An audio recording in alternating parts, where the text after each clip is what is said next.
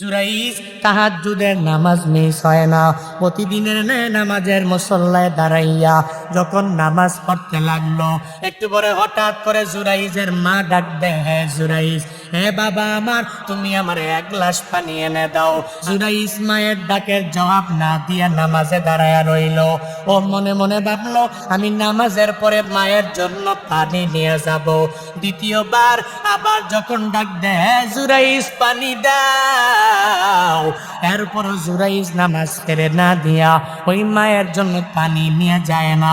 তৃতীয়বার তৃষ্ণার্ত ওই মা আবারও ডাক দেয়, হে বাবা, তুই আমার জন্য একটু পানি নিয়ে আয়। তৃতীয়বার আবার যখন ডাক দেয়, জুরাইজ তৃতীয়বারের সময়ও পানি নিয়ে যায় নাই, সে নামাজের মধ্যেই দাঁড়ায় রইল। মায়ের মাথাটা অনেক গরম হয়ে গেল। মা আল্লাহর দরবারে ওই জুরাইজের ব্যাপারে একটা বড় বদদোয়া দিয়া বলল, ও দয়ার মালিক, আমার সন্তানটারে তুমি আল্লাহ কোন বেশ্যার তাড়নার মধ্যে, একটা প্লবনের মধ্যে না ফালাইয়া তুমি মরণ দিও না। মায়ের বদদোয়া আমার মাওলার দরবারে কবুল হয়ে গেল।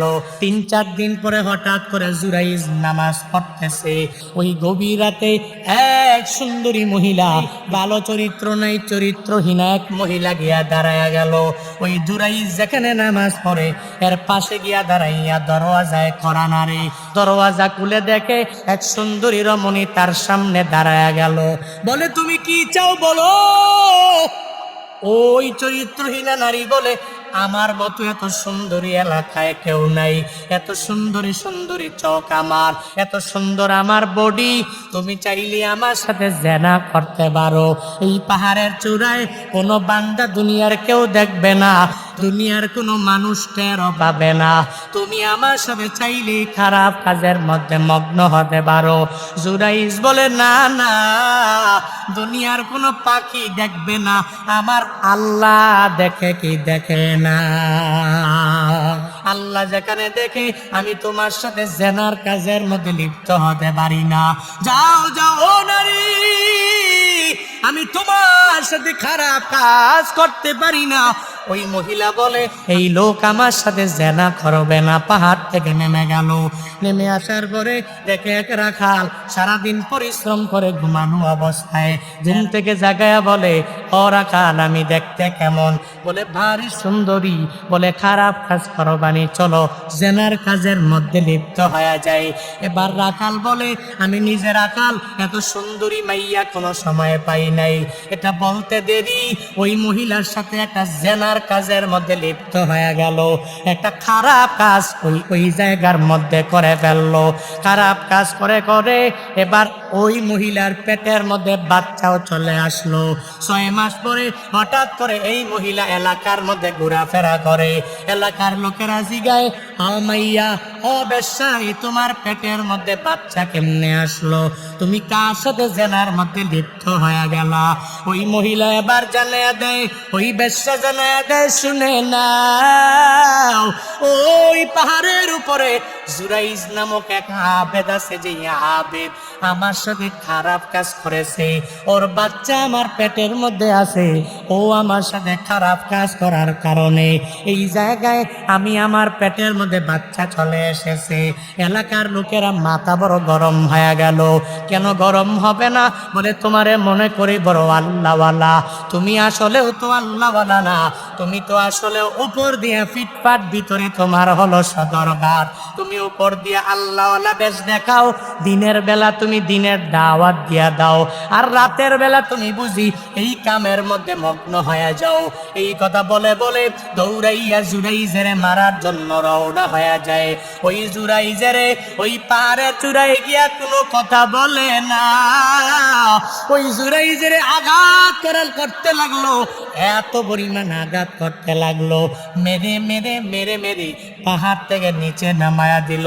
আর সবাই বলে তোমারে মনে করছি বড় আল্লাহওয়ালা, আসলে মূলত তুমি আল্লাহওয়ালা না, আসলে তুমি তো নামাজি না, রোজাদার না, আসলে তুমি নেক আমল করো না, আমাদেরকে বুঝাও তুমি বড় আল্লাহওয়ালা, তুমি আসলে খারাপ লোক, আজকে তোমাকে জানে আমরা সবাই ধরে মেরে ফেলবো।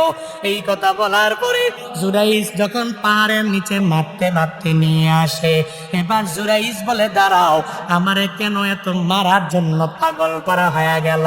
কি আমার অপরাধ, এত কেন তোমরা আমায় মারো? আগে তোমরা আমায় জানাও না।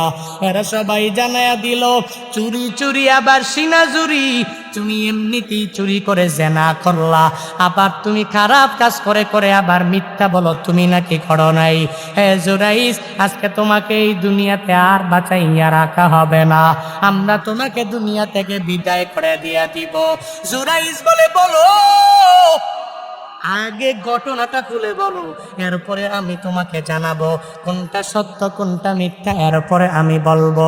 বলে এই যে বেশ্যা, তার পেটের মধ্যে একটা বাচ্চা আছে, এই বাচ্চা কার? জুরাইজ তুমি বলে দাও। জুরাইজ বলে আমার না, ওই বেশ্যা নারীরে জিগায়, বেশ্যা তোমার এই গর্ভে বাচ্চা কার? বেশ্যা বলে এই গর্ভে বাচ্চা তো এই সামনে দাঁড়ায় আছে জুরাইজের।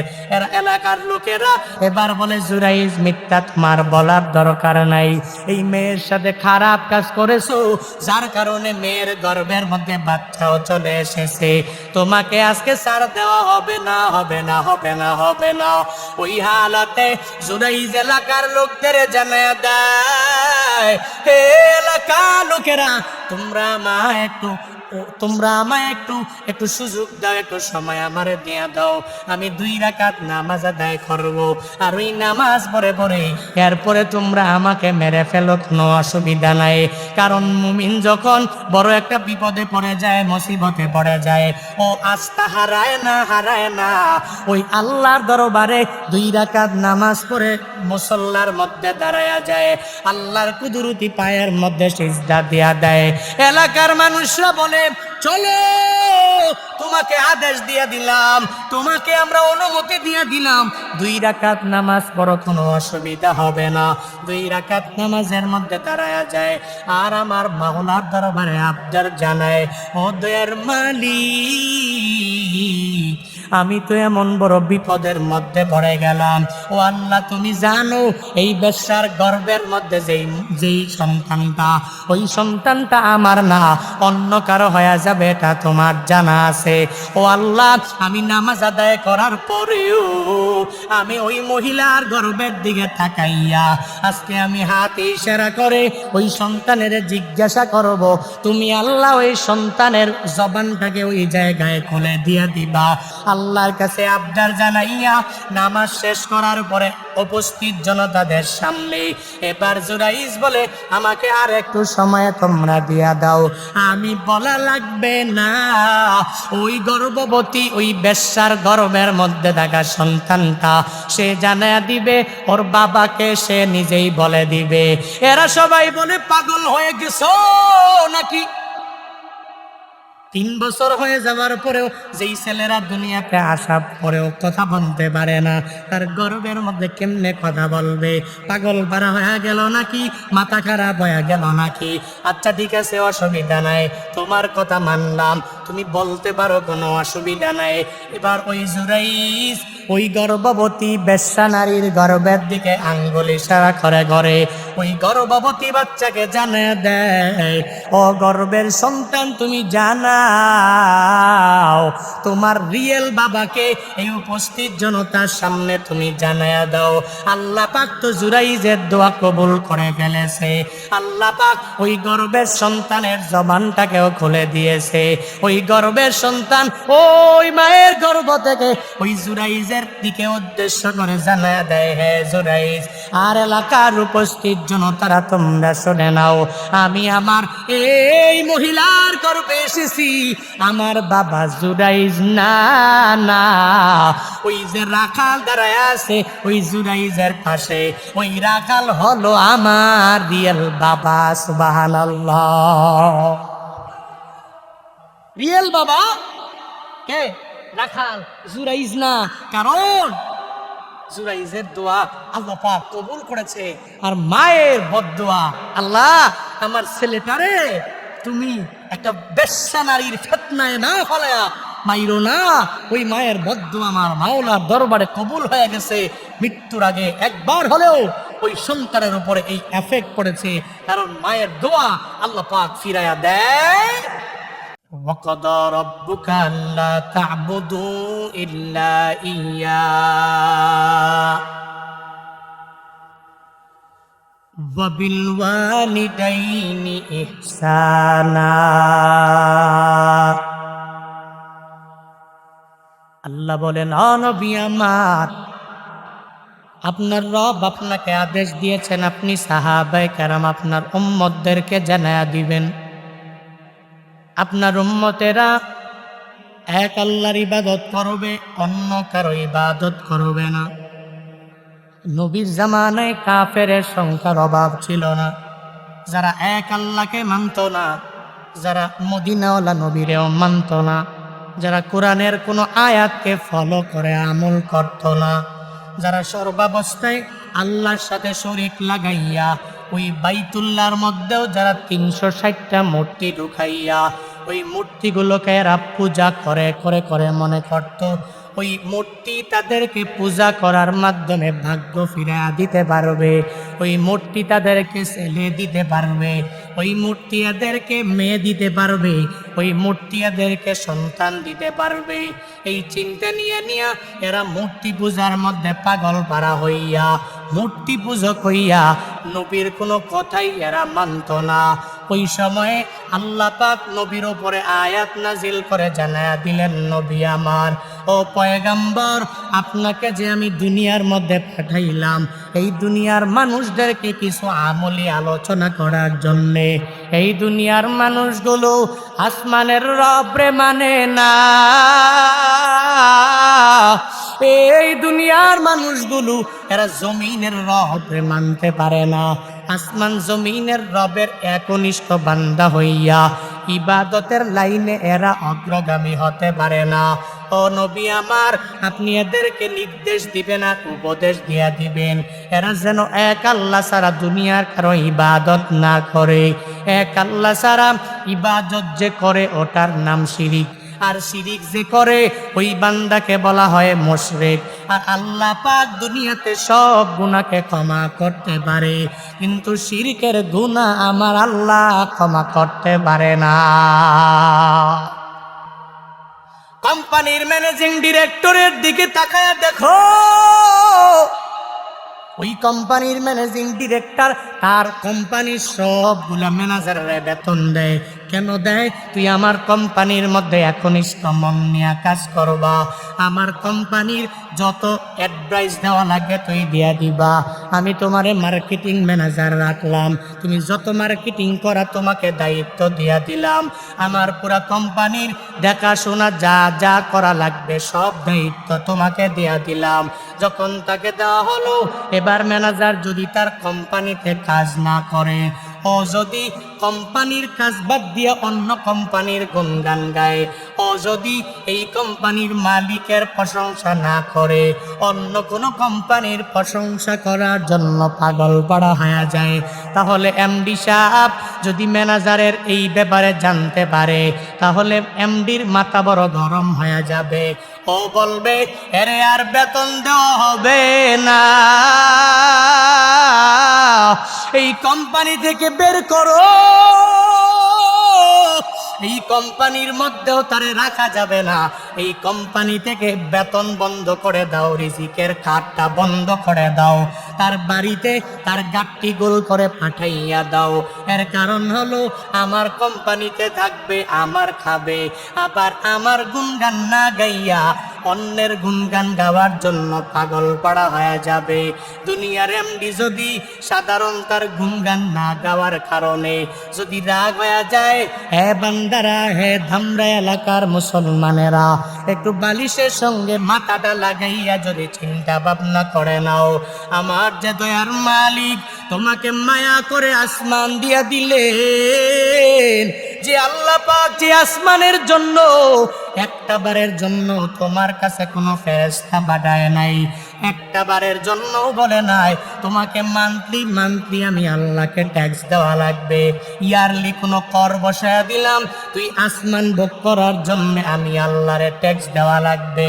আমি আল্লাহ জমিনের মধ্যে কত নিয়ামত আমি আল্লাহ তোকে দিয়া দিলাম, এগুলা ভোগ করার জন্য তুই মান্থলি ইয়ারলি আমি আল্লাহরে ট্যাক্স দিয়া দাও। আল্লাহ তো বলে নাই ইবাদত করার জন্য আল্লাহ বান্দারে দুনিয়াতে পাঠাইলেন।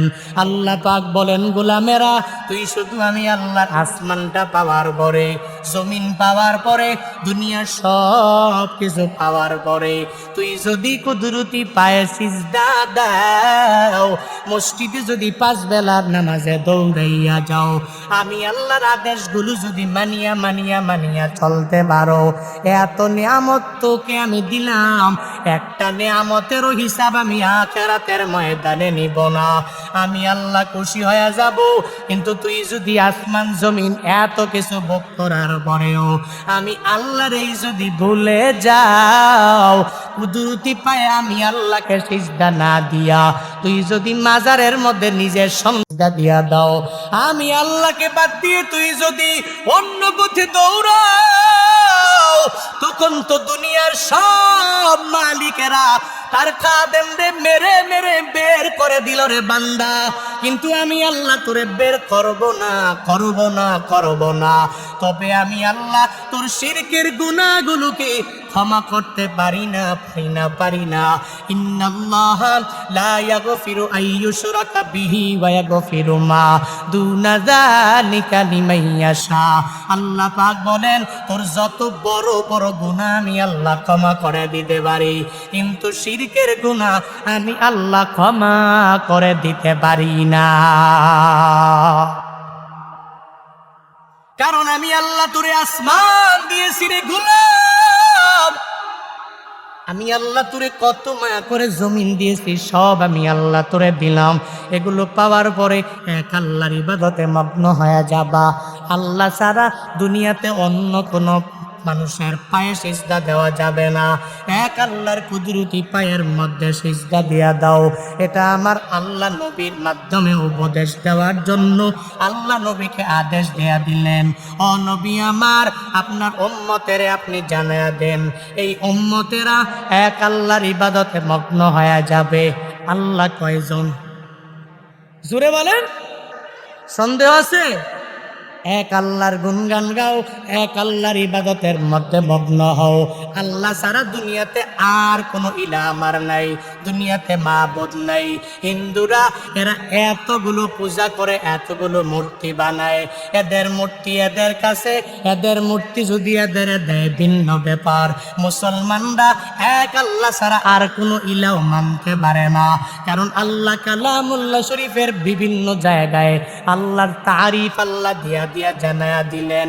আয়াতুল কুরসি পড়ো, যেই জায়গায় আল্লাহকে সুন্দর করে নিজের পরিচয়গুলো আল্লাহ তুলে ধরলেন। গোলামেরা আল্লাহু লা ইলাহা ইল্লা হুয়াল হাইয়ুল কাইয়্যুম। আল্লাহর পরিচয় আল্লাহ কি সুন্দর করে দিয়া দিলেন, জেনে নাও। There is none worthy of worship beside Allah. Muhammad সাল্লাল্লাহু আলাইহি ওয়াসাল্লাম is the messenger of Allah. Allah কালামুল্লাহ শরীফে বিভিন্ন জায়গায় এই স্লোগানটা দিয়া আল্লাহ জানায়া দেয়, হে আমার বান্দারা, আমি আল্লাহ ছাড়া দুনিয়াতে কোনো ইলাহ নাই। আমি আল্লাহ তোর এক ইলাহ, এক মাবুদ। আমি যত ইবাদত করবা সব আমি আল্লাহর কুদরতি পায়ের মধ্যে করবা। এক আল্লাহ ছাড়া দুনিয়াতে আর একজন ইলাহ আমি আল্লাহ নেই নাই। কারণ যদি আমি আল্লাহ ছাড়া আরেকজন ইলাহ যদি আমার সাথে থাকতো, কি পরিমাণ ক্ষতি হয়ে যেত। আল্লাহ আরেক আয়াতে সুন্দর করে জানায়া দেয়, লাউ কানা ফীহিমা আলিহাতুন ইল্লাল্লাহু লাফাসাদাতা। আল্লাহ পাক বলেন আমি আল্লাহ ছাড়া যদি দুনিয়াতে আরেকটা ইলাহ থাকতো, তাহলে এক ইলাহ বলতো আজকে ধামরাইয়ের জমিনে বৃষ্টি দিয়া এই মাহফিল বানচাল করে দাও। আরেক ইলাহ বলতো না না, এরা যুবকেরা অক্লান্ত পরিশ্রম করার মাধ্যমে আজকে মাহফিলের আয়োজন করেছে, এদের মাহফিলে কোনো বৃষ্টি দেওয়া যাবে না। এক ইলাহ বলতো একটা, আরে ইলা বলতো আরেকটা, দুই ইলার মাঝে আল্লাহ পাক নিজেই বলেন আমি আল্লাহ ছাড়া যদি আরেকটা ইলা থাকতো লাফাসাদাতা, তাহলে দুনিয়াটা বিশৃঙ্খলায় পরিবর্তিত হয়ে যেত। আমি আল্লাহ তো এমন আল্লাহ, এক আল্লাহর সিদ্ধান্ত নিয়ে আমি আল্লাহ আসমান চালাই, আমি আল্লাহ এক সিদ্ধান্ত নিয়ে দুনিয়ার সব মানুষ চালাই, এক সিদ্ধান্ত নিয়ে দুনিয়ার প্রাণীদেরকে জ্বালাই, এক সিদ্ধান্ত নিয়ে জমিনটা চালাই, এক সিদ্ধান্ত নিয়ে আমি আল্লাহ সূর্য চালাই, আমি আল্লাহ এক সিদ্ধান্ত নিয়ে চন্দ্র চাঁদটাকে আমি আল্লাহ চালাই। আমি আল্লাহ ছাড়া দুনিয়াতে আর কোনো ইলা নাই রে বান্দা, তুই আমি আল্লাহর ইবাদতে মগ্ন হয়ে যাও। এক আল্লাহ ছাড়া অন্য কারো পায়ে সিজদা দেওয়া যাবে না, ঠিক কিনা? এক আল্লাহর পায়ে সিজদা ঠেকাও ও ধামরাইয়ের মুসলমানেরা, এক আল্লাহর কুদরতি পায়ে সিজদা ঠেকাও, এক আল্লাহর গুণগান গাও, মসজিদের মধ্যে 5 বেলার নামাজে চলে যাও। হিলফুল ফুলুস যুব সমাজ, আপনাদেরকে উদ্দেশ্য করে একটা আমলের কথা বলি। কি সুন্দর করে একরকম পাঞ্জাবি আপনারা বানাইলেন, দেখলেও ভালো লাগে।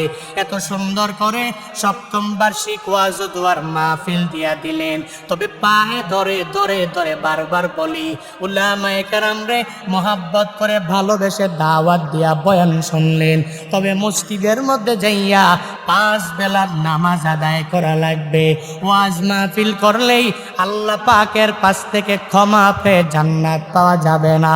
আল্লাহ হাসরের ময়দানে আপনারে ডাইকা ডাইকা জিজ্ঞাসা করবে না, হে আমার বান্দা, দুনিয়াতে কত টাকা দিয়া বক্তা আইলা তুই ওয়াজ করাইলা, তোর ওয়াজটা কি কত বড় হয়ে গেল, তোর ওয়াজ তুই পুরা জিন্দেগির মধ্যে কয়টা তুই করাইলা? একটা বারের জন্য ওই আল্লাহ তোমাকে বলবে না, আল্লাহ পাক ওদিন বলবে আউয়ালু মা ইউহাসাবু বিহিল আবদু ইয়াউমাল কিয়ামাতিস সালাহ। আল্লাহ পাক প্রথম তোমার জিজ্ঞাসা করবে, হে গোলামেরা আয় আয়, তুই দুনিয়াতে নামাজ কয় ওয়াক্ত পড়েছ, কয় ওয়াক্ত সাল্লা, তুই কয়টা রোজা রেখেছো আর কয়টা রোজা তুই কজা করে ফেললা, কি পরিমাণ নেক আমলের লাইনে তুই অগ্রগামী হয়ে গেলা।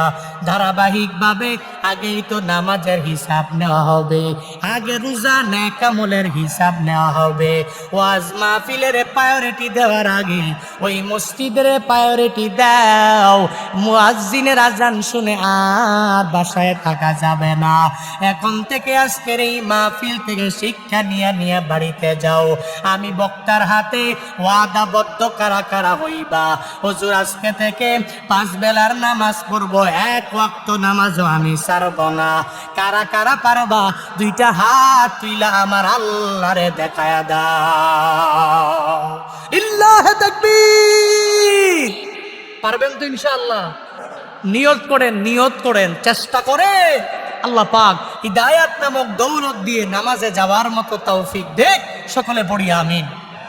ওয়াকাদা রাব্বুকা আল্লা তা'বুদু ইল্লা ইয়্যা। আল্লাহ পাক কি সুন্দর করে জানায়া দিলেন নবীরে, ও নবী আমার, আপনার উম্মতদেরকে আপনি উপদেশ দিয়ে দেন, এরা যেন এক আল্লাহর ইবাদত ছাড়া দুনিয়ার অন্য কারো ইবাদত এরা না করে, ইবাদত এক আল্লাহর করবে। তবে ইবাদতের মাঝে শিরিক ঢুকানো যাবে না, রিয়া ঢুকানো যাবে না। নামাজ পড়বেন মেম্বারের দেখানোর জন্য পড়বেন। হ্যাঁ, আমার মেম্বার ভালো বলবে, বলবে যে এই ওয়ার্ডে এই লোকটা বড় মুসল্লি, নামাজ বাদ দেয় না। ইমাম যখন আমাকে দেখবে আমি 5 বেলার নামাজের মধ্যে দৌড়াইয়া আসি, তাহলে ইমাম আমাকে জানায়া দিবে এই লোকটার মতো ভালো মুসল্লি এলাকায় কেউ নাই। আমার খতিব সাহেব যদি জানতে পারে আমি 5 বেলার নামাজ পড়ি, আমাকে নামাজি বলবে। আমি বাজারে যাওয়ার পরে আমি নামাজ পড়ে গেলে এলাকার লোকেরা আমারে ভালো মানুষ বলবে। এই চিন্তা নিয়ে ইবাদত করা যাবে না। আল্লাহর পক্ষ থেকে প্রতিদান পাওয়ার লক্ষ্যে নামাজে যাওয়া লাগবে। আল্লাহর পক্ষ থেকে প্রতিদান পেয়ে যাব, এই চিন্তা নিয়ে নিয়ে রোজা রাখা লাগবে। আল্লাহর পক্ষ থেকে নেক আমল করে করে প্রতিদান পেয়ে যাব, এই চিন্তা নিয়ে নেক আমল করা লাগবে। 1 নম্বরে ইবাদত কার? জোরে বলেন। এক নম্বরে আল্লাহর ইবাদত, দুই নম্বরে হলো মা বাবার খেদমত। এটা আল্লাহ পাকের ঘোষণা, আল্লাহ জানায়া দিলেন। আল্লাহ পাক বলেন, ও নবী আমার, আপনার উম্মতেরা এক নম্বরে আমি আল্লাহর ইবাদত করবে। ইবাদত করার পরে এরা মা বাবাকে ভুলে যাবে না, ওই মা বাবার কথা মেনে মেনে এরা চলবে। এর একমাত্র কারণ, মা বাবা যেই পরিমাণ কষ্ট এদের জন্য করেছে, দুনিয়াতে এত পরিমাণ কষ্ট এদের জন্য কেউ করে নাই। যেই মা বাবার মাধ্যমে আমি দুনিয়া দেখতে পেরেছি, যেই মা বাবার মাধ্যমে আমি দুনিয়ার নাজ নেয়ামতগুলো ভোগ করলাম, যেই মা বাবার ওসিলায় আমি দুনিয়াতে টাকা পয়সার মালিক হয়ে গেলাম, যেই মা বাবার মাধ্যমে আমি দুনিয়াতে এত আরামে আয়েসে চলাফেরা করতে পারি, ওই মা বাবার সাথে অন্যায় আচরণ করা যাবে না, ওই মা বাবার সাথে ভালো আচরণ করা লাগবে। এই আদেশ আমার না, এই আদেশ দিয়েছেন একজন, চিল্লায়া বলো তার না। আল্লাহ পাক আদেশ দিয়া দিলেন, মানুষ এক নম্বরে আমি আল্লাহর ইবাদত করে না, দুই নম্বরে আল্লাহর পরে তুই তোর মা বাবার খেদমত করে নাও। ওই মা বাবার সাথে ভালো আচরণ কেন করবা?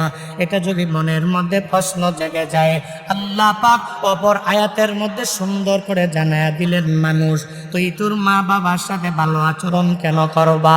কারণ মা যেই পরিমাণ কষ্ট তোমাকে গর্ভের মধ্যে নিয়ে নিয়ে করলেন, যেই মা 10টি মাস পর্যন্ত তোমারে গর্ভে নিয়ে নিয়ে ওই জায়গায় বড় করলেন, একটা বারের জন্য ওই মা বলে নাই ইনজেকশন দিয়ে আমার ছেলেরে মেরে ফেলা লাগবে, একটা বারের জন্য বলে নাই ওই গর্ভে নিয়ে এত কষ্ট পাওয়ার পরেও মা অসহ্য হয় নাই। যেই মা গর্ভে নিয়ে নিয়ে নিজে নিজে আরামে বিছানার মধ্যে ঘুমাইতে পারে নাই, যেই মা এক কাত থেকে আরামে আরেক কাত হতে পারে নাই, যেই মা সব পরিবারের লোকেরা চলে গেল বেড়াইবার জন্য, মায়ের সামনে যখন আসলো ওই স্বামী, আসার পরে স্ত্রীকে জানায়া দিল, স্ত্রী আমার, সবাই মিলে এক জায়গায় বেড়াইবার জন্য যাওয়া লাগবে, ও স্ত্রী আয় আয়, তোর সঙ্গে নিয়ে আমিও বেড়াইবার জন্য যাব।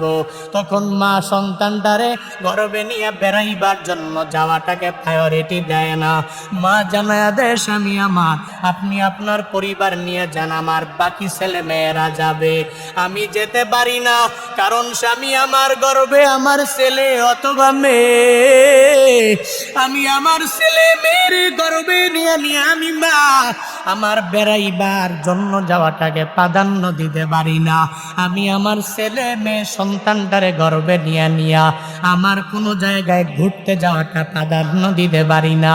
ওই মা গর্ভে নিয়ে নিয়ে এত পরিমাণ কষ্ট করলেন, শুধু তাই না, দুনিয়াতে আসার সময়ও বালতি বড় রক্ত তোমার জন্য আমার জন্য জড়াইলেন। আমি প্রায় জায়গায় গেলে এক মায়ের কথা আমি প্রায় জায়গায় গেলে বলার চেষ্টা করি। রাজশাহী মেডিকেল কলেজ, ওই কলেজের মধ্যে এক গর্ভবতী মায়ের নিয়ে আসা হলো। ওই মাকে আনার পরে ওই জায়গায় মায়ের চেকআপগুলো শেষ করার পরে ডক্টরেরা সিদ্ধান্ত নিয়ে নিল, যদি মাটারে চাও তাহলে সন্তান পাওয়া যাবে না, আর যদি সন্তানটা চাও তাহলে মাটাকে পাওয়া যাবে না। ওই মহিলার গার্ডিয়ানের কাছে ডাক্তারেরা দৌড়াইয়া যায়, গার্ডিয়ানের কাছে যাইয়া ওই গার্ডিয়ানের দরবারে দাঁড়াইয়া দাঁড়াইয়া বারবার বলতে লাগলো, আপনি কি মহিলার স্বামী নাকি? বলে হ্যাঁ হ্যাঁ আমি হলাম ওই মহিলার স্বামী। বলে একটা সিদ্ধান্ত নেওয়ার জন্য আমরা আপনার দরবারে হাজির হয়ে গেলাম। ওই স্বামী জানা দেয়, তোমরা আমায় কি সিদ্ধান্ত দেওয়ার জন্য বলো, জানাও আমার ছেলে হয়েছে নাকি মেয়ে হয়েছে, আমাকে তোমরা একটা সুসংবাদ নিয়ে দাও, যেই সুসংবাদ নিয়ে আমি অনেক হ্যাপি হয়ে যাব। ডাক্তাররা বলে না না, তোমার ছেলেও হয় নাই, তোমার মেয়েও হয় নাই, তোমার স্ত্রীটা যদি চাও তাহলে সন্তানটাকে পাওয়া যাবে না, আর যদি সন্তানটা চাও তাহলে স্ত্রীটাকে পাওয়া যাবে না। এই কথা বলার পরে ওই বেচারা কিংকর্তব্য বিমূঢ় হয়ে গেলেন, কারণ সন্তানটাও তার কাছে অনেক দামি, তার স্ত্রীটাও অনেক পরিমাণ দামি। কারণ বাবার কাছে তার সন্তান যেরকম দামি, স্বামীর কাছে স্ত্রীটাও ঠিক একই পরিমাণ দামি। ও তখন কিংকর্তব্য বিমূঢ়, কোন দিকে সিদ্ধান্তটাকে ঘুরাবে কোনো সিদ্ধান্ত দিতে পারে না। ওই বাবা যখন সিদ্ধান্ত দিতে পারে না, ওই মেডিকেল কলেজের ডাক্তারেরা ওই মায়ের যেই যেখানে চেক আপ করবে ওই রুমের মধ্যে যাইয়া ওখানে এরা নিজেরা বলা বলি করতে লাগলো, বৃক্ষ যদি দুনিয়ার মধ্যে বেঁচে থাকে তাহলে অটোমেটিক অনেকগুলো ফল আশা করা যাবে। মানে মাটারে বাঁচায় রাখ, তাহলে অটোমেটিক্যালি অনেকগুলো সন্তান ইন ফিউচারে আসবে। এই মাটা দুনিয়া থেকে বিদায় হয়ে যাবে, এই সিদ্ধান্ত নেওয়া যাবে না, যাবে না, যাবে না, যাবে না। তারা যখন চিৎকার করে করে এই কথাগুলো ওই মায়ের সামনে দাঁড়াইয়া বলতে লাগলো, ওই গর্ভবতী মা চোখের পানি ফেলায়া কাঁদে আর জানায়া দেয়, এ মেডিকেল কলেজের ডাক্তারেরা তোমরা শুনো, আমি মা গর্বে নিয়ে আমার সন্তানরে কি পরিমাণ কষ্ট করেছি, যেই সন্তানের জন্য আমি মা কত রাত পর্যন্ত ঘুমাইতে পারি নাই, যেই সন্তানের জন্য আমি মা ঠিকমতো সকাল বেলার খাবার খাইতে পারি নাই, যেই সন্তানের জন্য আমি মা দুপুরেও খাবার খাইতে পারি নাই, যেই সন্তানের জন্য আমি মা হইয়া এত পরিমাণ কষ্ট করেছি, ওই সন্তান আমার কারণে আজকে দুনিয়া থেকে বিদায় হয়ে যাবে, আমি মা দুনিয়ার মাঝে বেঁচে থাকবো, এটা হবে না, হবে না, এটা হতে পারে না। হে ডাক্তারেরা, তোমাদের সিদ্ধান্ত তোমরা উল্টো করে নাও, চেঞ্জ করে নাও। আমি মা দুনিয়াতে থাকার দরকার নাই, আমার সন্তান দুনিয়া আসবে, আসার পরে আমি মায়ের জন্য চোখের পানি ফালাইয়া আমি মায়ের জন্য যেদিন সে মাকবারায় যাওয়ার পরে দোয়া করবে, আমি মায়ের জন্য বলবে রব্বির হামহুমা কামা রব্বায়ানি সগীরা। এসে জানবে আমি মা তার জন্য কি পরিমাণ স্যাক্রিফাইস করলাম।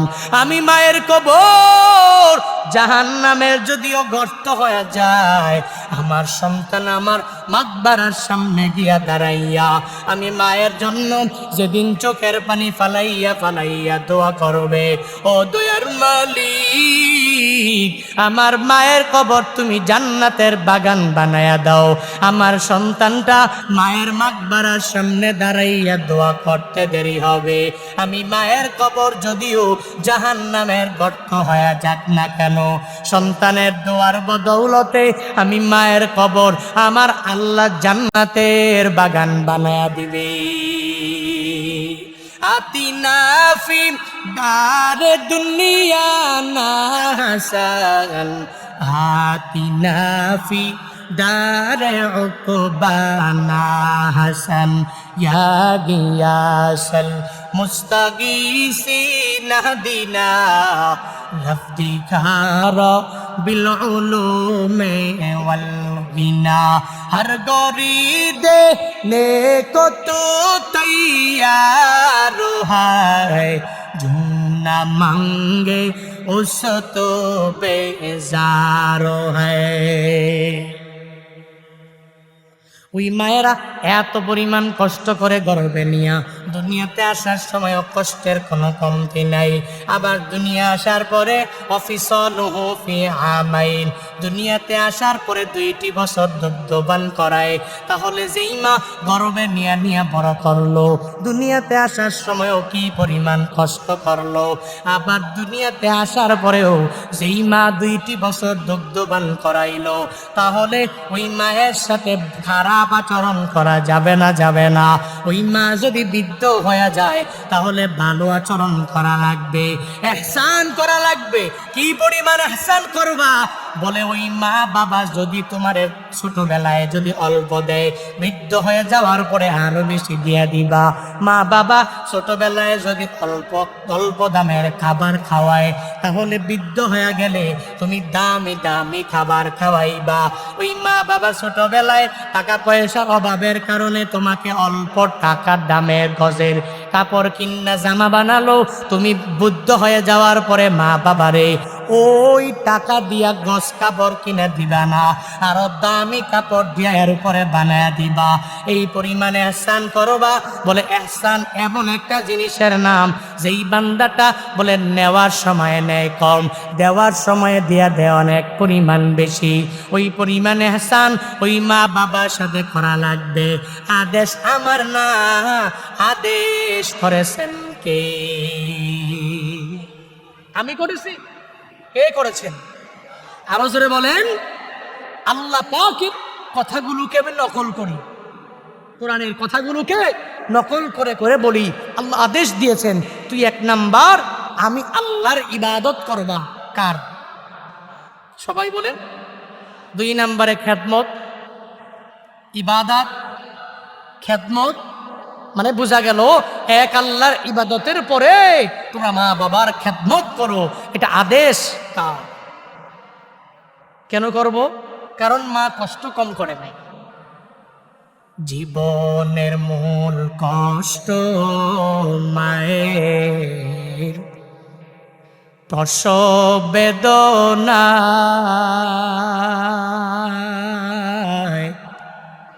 সাত আসমান সাত জমিন তখন মায়েরই মাথায়। জীবনের মূল কষ্ট মায়ের, প্রসব বেদনা, সাত আসমান সাত জমিন তখন মায়েরই মাথায়। এমন মা কি কেমনে আজি, এমন মা কি কেমনে আজি যাব আমি ভুলিয়া।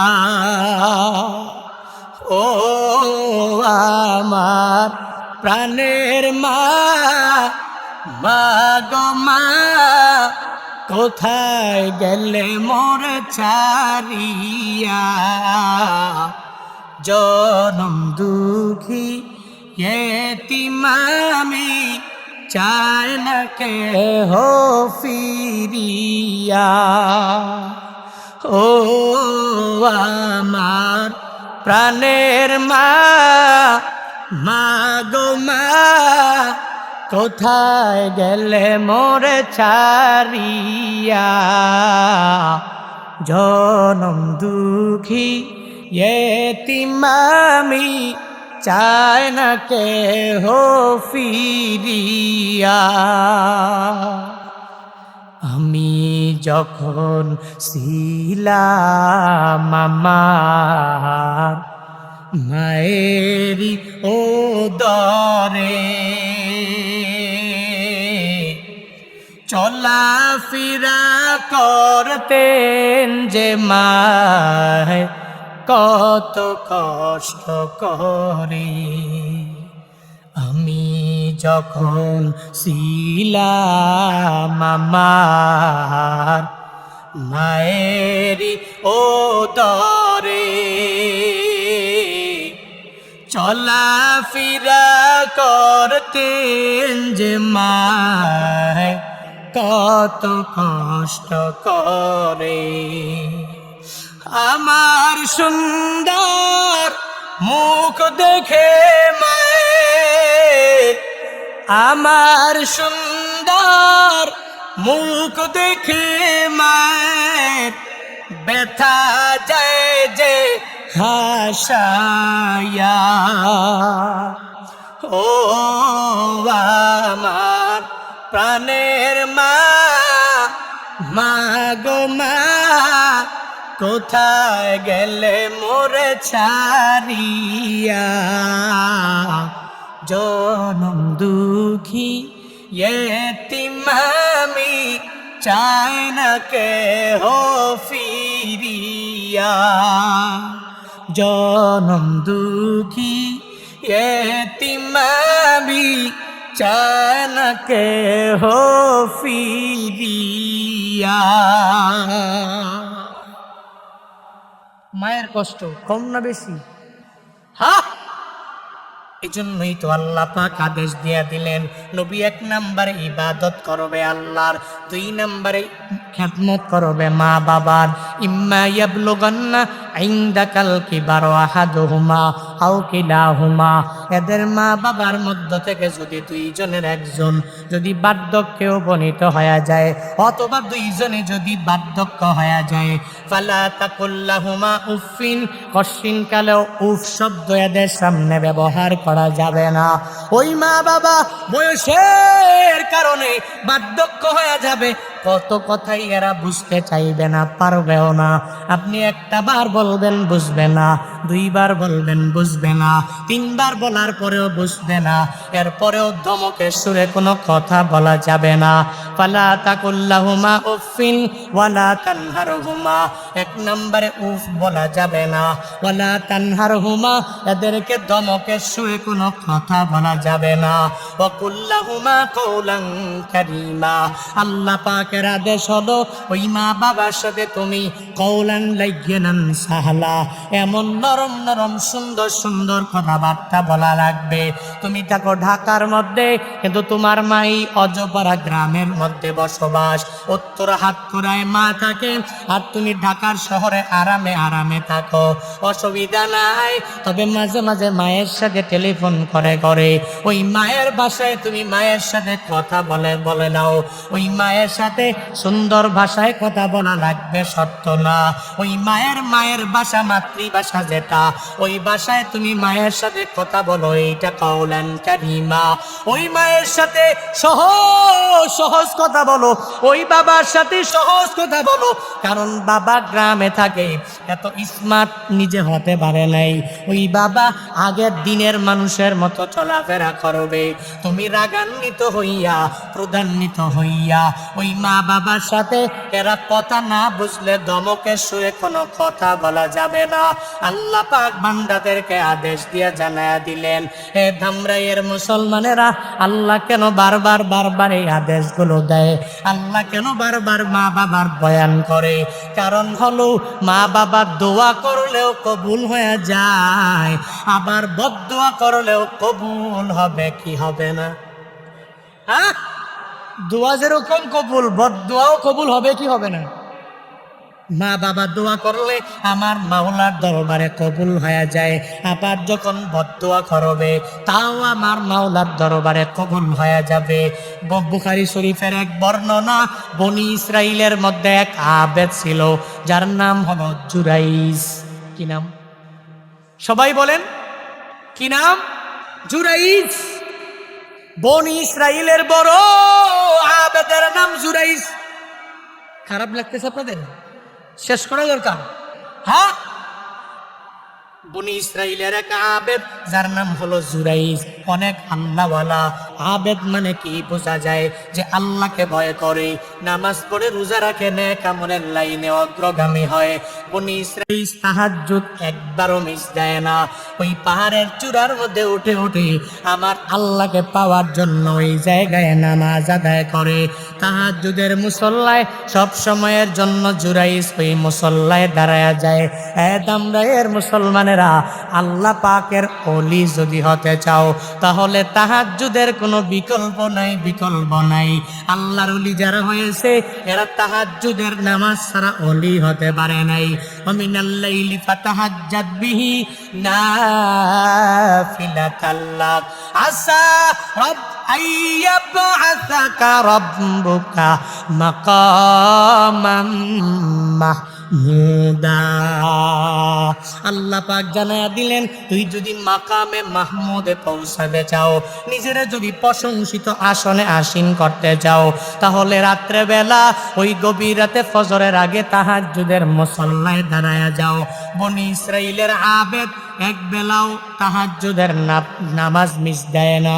নামটা জানি কি? সবাই বলেন। জুরাইজ তাহাজ্জুদের নামাজ মিস হয় না। প্রতিদিনের নামাজের মুসল্লায় দাঁড়াইয়া যখন নামাজ পড়তে লাগলো, নামাজে দাঁড়ানোর পরে একটু পরে হঠাৎ করে জুরাইজের মা ডাক দেয়, হে জুরাইজ, হে বাবা আমার, তুমি আমার এক গ্লাস পানি এনে দাও, আমি বড় তৃষ্ণার্ত, আমাকে এক গ্লাস পানি এনে দাও। একবার ডাক দিল, জুরাইজ মায়ের ডাকের জবাব না দিয়ে নামাজে দাঁড়ায়া রইল। ও মনে মনে ভাবলো, আমি নামাজের পরে মায়ের জন্য পানি নিয়ে যাব।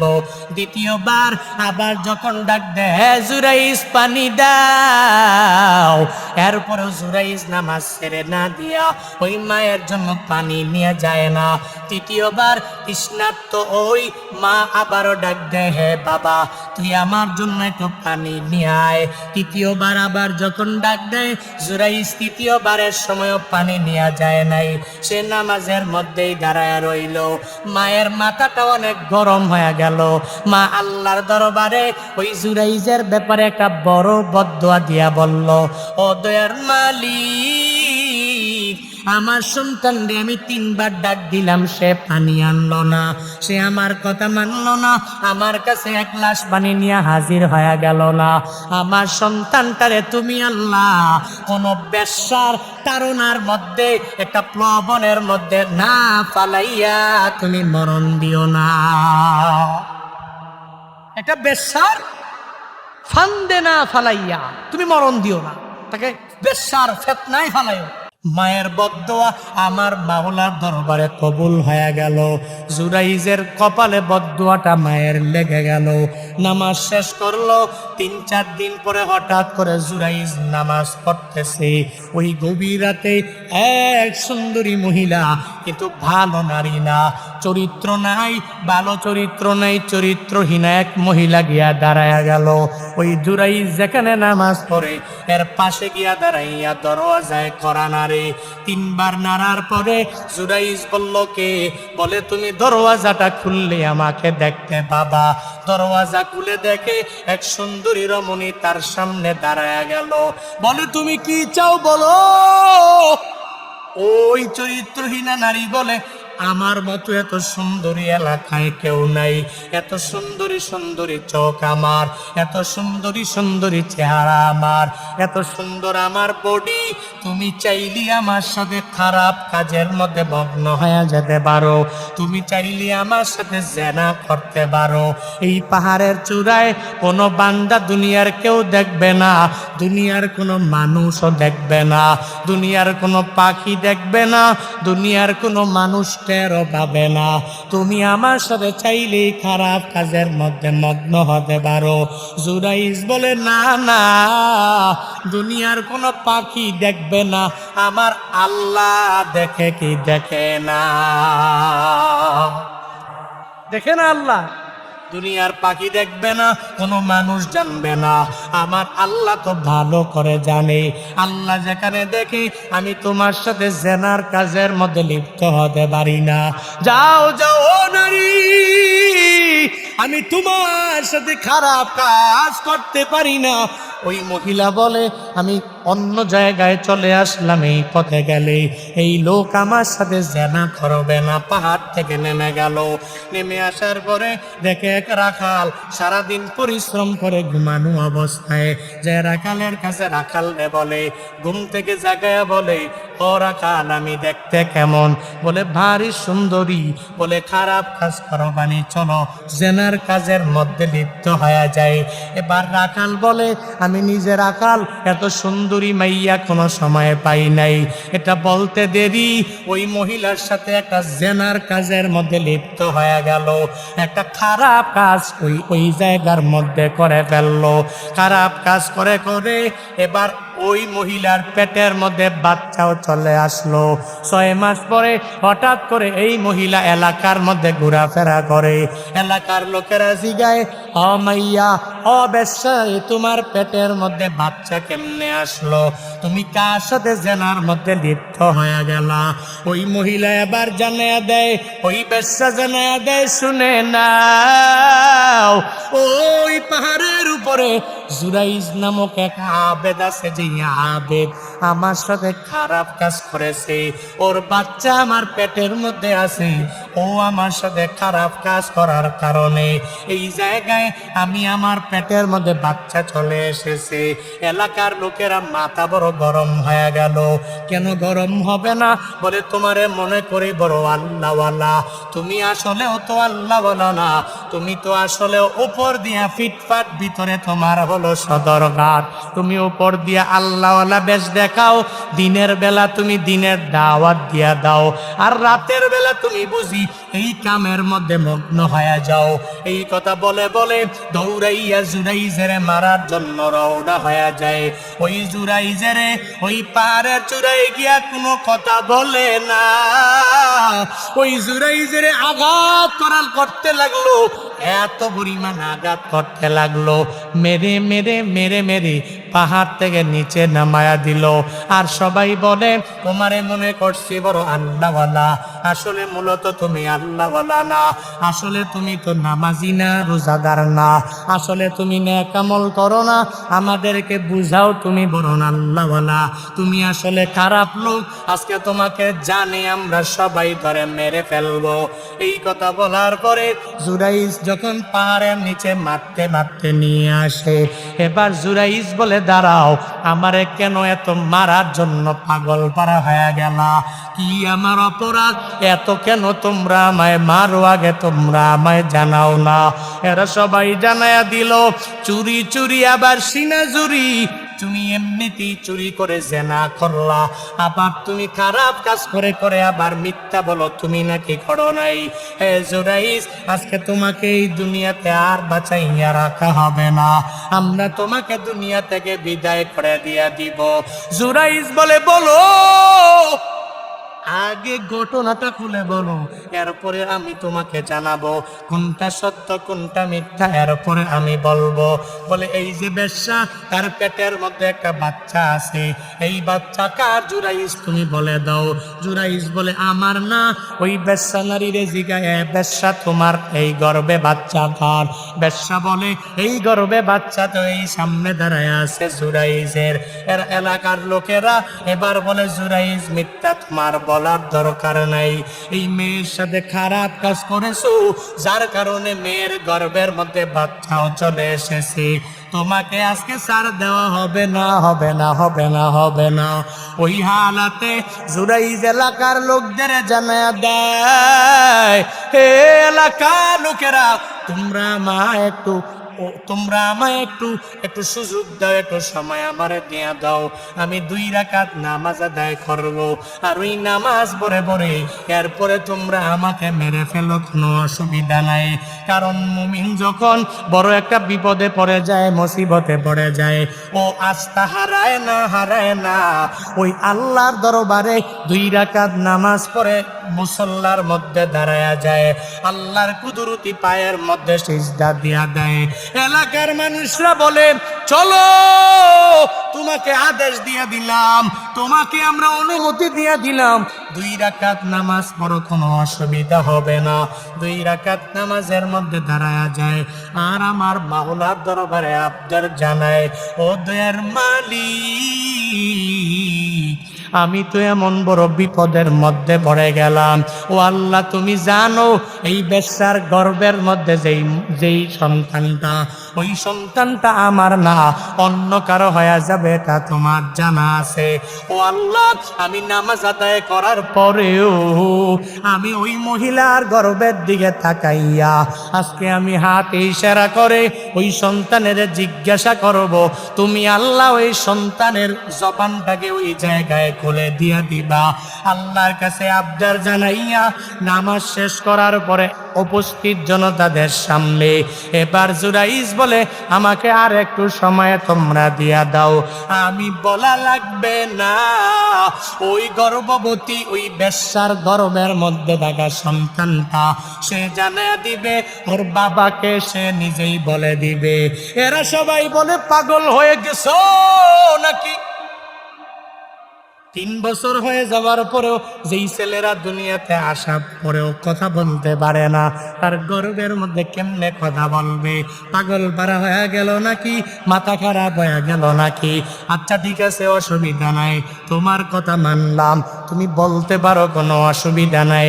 এবার ওই জুরাইজ ওই গর্ভবতী বেশ্যা নারীর গর্ভের দিকে আঙ্গুল ইশারা করে ঘরে ওই গর্ভবতী বাচ্চাকে জানা দেয়, ও গর্ভের সন্তান, তুমি জানাও তোমার রিয়েল বাবাকে এই উপস্থিত জনতার সামনে তুমি জানায়া দাও। আল্লাহ পাক তো জুরাইজের দোয়া কবুল করে ফেলেছে। আল্লাহ পাক ওই গর্ভের সন্তানের জবানটাকেও খুলে দিয়েছে। ওই গর্ভের সন্তান ওই মায়ের গর্ভ থেকে ওই জুরাইজের দিকে উদ্দেশ্য করে জানায়া দেয়, হে জুরাইজ আর এলাকার উপস্থিত জনতারা, তোমরা শুনে নাও, আমি আমার এই মহিলার গর্ভে এসেছি, আমার বাবা জুরাইজ না, না, ওই যে রাখাল দাঁড়ায় আছে ওই জুরাইজের পাশে, ওই রাখাল হলো আমার রিয়েল বাবা। সুবহানাল্লাহ। রিয়েল বাবা কে? রাখাল, জুরাইজ না। কারণ জুরাইজের দোয়া আল্লাহ পাক কবুল করেছে, আর মায়ের বদদোয়া, আল্লাহ আমার ছেলেটারে তুমি একটা বেশ্যা নারীর ফিতনায় না ফলায়া মাইরো না। ওই মায়ের বদদোয়া আমার মাওলার দরবারে কবুল হয়ে গেছে। মৃত্যুর আগে একবার হলেও ওই সন্তানের উপরে এই এফেক্ট পড়েছে, কারণ মায়ের দোয়া আল্লাহ পাক ফিরাইয়া দেয়। মায়ে যখন দোয়া করে চলে যায় ওই আরশ তরে, সাথে সাথে কবুল হয় ফল দেখিতে পাও, সাথে সাথে কবুল হয় ফল দেখিতে পাও। মায়ের দোয়া লও হে মুমিন, মায়ের দোয়া লও, মায়ের দোয়া লও হে মুমিন, মায়ের দোয়া লও। ওই মা বাবার থেকে দোয়া নিয়ে নিয়ে আগায় যাওয়া লাগবে। হে উত্তর হাতুরার মুসলমানেরা, হে গাঙ্গটিয়ার মুসলমানেরা, হে দামরে এলাকার মুসলমানেরা, ওই মা হারাইয়া বাবা হারাইয়া আজকে নিজেও বড় পেরেশানির মধ্যে পড়ে গেল। ওই মা বাবার মাকবারার সামনে গিয়া দাঁড়াইয়া বারবার চোখের পানি ফেলায়া কান্না করো। আমার নবী বলেছে, ওই মা বাবা যদি তুমি তার কবরটাকে জান্নাতের বাগান বানাইতে চাও, ওই মায়ের কবর থেকে যদি মা বাবার রুহানি দোয়া যদি পেতে চাও, তাহলে মা বাবার নামে দুনিয়াতে মসজিদের মধ্যে দান করা আরম্ভ করে দাও, মাদ্রাসায় দান করো, বিভিন্ন ভালো কাজের মধ্যে টাকা পয়সা ব্যয় করো।